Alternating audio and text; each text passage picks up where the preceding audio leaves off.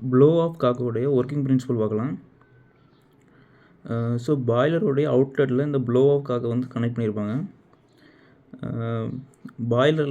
பாய்லரை clean பண்ணும்போது so அது பாய்லரில் இருக்கிற செடிமெண்ட்ஸு தேவையில்லாத வேஸ்ட்டெல்லாம் வந்து வெளியே எடுக்கணும்.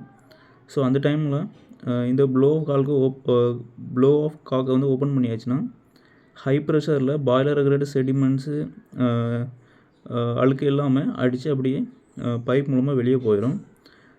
ஸோ இதுதான் ப்ளோ ஆஃப் காக்கோட பர்பஸ். ஸோ இந்த வால்வ் ஓப்பன் பண்ணுறது பார்த்திங்கன்னா அதில் ப்ளக் சிஸ்டம் கொடுத்துருப்பாங்க. இது பார்த்திங்கன்னா வால்வு ஷீட்டு. ஸோ இந்த ப்ளக்கும் இந்த வால்வு ஷீட்டு தான் வந்து இதில் இருக்கிறதுல வந்து இம்பார்ட்டன்ஸ் இருக்குது.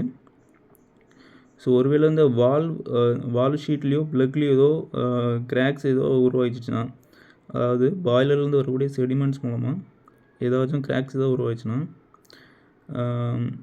பாய்லர்லேருந்து ஆட்டோமேட்டிக்காக வாட்டரோடைய லீக்கேஜ் வந்து இருந்துகிட்டே இருக்கும். ஸோ இந்த வழியாக போயிட்டு லீக்கேஜஸ் வந்து அப்படி போயிட்டே இருக்கும். ஸோ அதனால் இந்த ஏரியாவை எப்போதுமே வந்து பாலிஷ் பண்ணி க்ளீனாக வச்சுருக்கணும். ஷட் டவுன் டைமை இந்த ஏரியாவை வந்து க்ளீன் பண்ணுவாங்க. ஸோ அது வந்து லேப்பிங்னு சொல்லுவாங்க. ஸோ இப்போ இந்த வால்வு வந்து ஓப்பன் பண்ணுறதுக்கு ப்ளக்கு கூட ஒரு செட் ஸ்க்ரூ வந்து கனெக்ட் பண்ணியிருக்காங்க.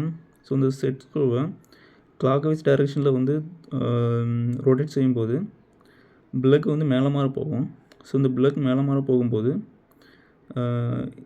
இந்த இடத்துல நமக்கு கேப் உருவாகுது. இந்த ரெண்டு இடத்துலையுமே வந்து கேப் உருவாகும்.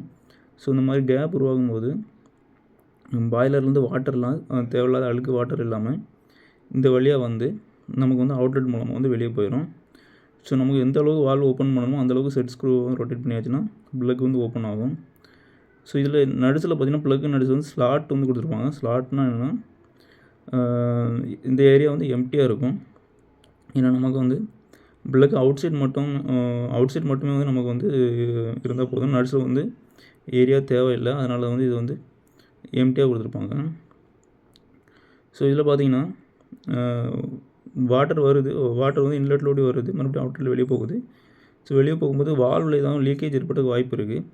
ஸோ பெரும்பாலும் லீக்கேஜ் எங்கே உருவாகணும்னா கனெக்டிங் ஏரியாவில் தான் உருவாகும். ஸோ இதில் கனெக்டிங் ஏரியான்ட்டு இருக்குன்னு பார்த்திங்கன்னா இதுதான் வந்து வால்வ் பாடி, இது வந்து ப்ளக்கு. ஸோ இந்த ஏரியாவில் வந்து அப்படி லீக்கேஜ் ஆகி வெளியே போகிறதுக்கு வாய்ப்பு இருக்குது, இந்த ஏரியாவிலையும். ஸோ அதை அரெஸ்ட் பண்ணுறதுக்காக இதில் பேக்கிங் சிஸ்டம் கொடுத்துருக்காங்க. பேக்கிங்னு என்னென்னா ஃபைபர் மெட்டீரியலில் வந்து வச்சுருப்பாங்க.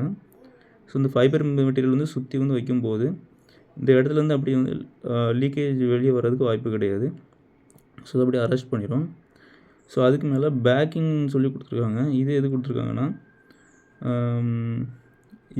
இந்த பேக்கிங் வச்சு ப்ரெஷர் பண்ணும்போது இந்த இது பேர் என்ன கிளாண்ட். இந்த கிளாண்டை வச்சு ப்ரெஷர் பண்ணும்போது பேக்கிங் வந்து இன்னுமே வந்து நல்லா லீக்கேஜ் வந்து அரெஸ்ட் பண்ணும். ஸோ அதுக்காக இந்த கிளாண்ட் சிஸ்டம் கொடுத்துருக்காங்க. ஸோ இதுதான் ப்ளோ ஆஃப் காக்கோடைய ஒர்க்கிங் டீட்டெயில்ஸ்.